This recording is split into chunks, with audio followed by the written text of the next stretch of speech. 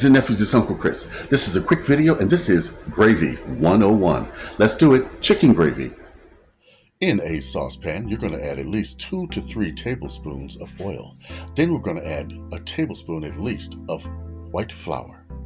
We're going to cook that into a paste-like substance. We're going to cook out that flour taste. Then we're going to add our chicken bouillon, salt-free if possible, at least a teaspoon, if not 2. Then we're going to add the juice of just 1 chicken noodle soup.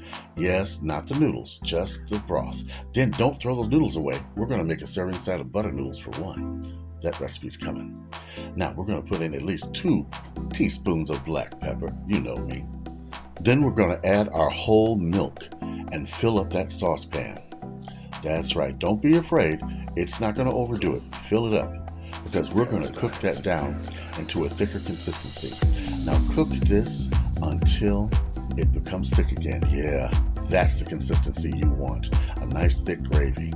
Then you're going to put it in your gravy boat that you may or may not have gotten from the food pantry or the resale shop. And there you have it. How easy was that? Gravy 101. And there you have it. A nice chicken gravy, thick, rich, and hearty, and made from the food pantry. Like, comment, and subscribe. Write to me, Uncle Chris the Food Pantry Chef @gmail.com. Check out my cookbook coming out. This recipe is in it. And you also get another recipe with those butter noodles, serving for 1. All right, big love from Uncle Chris.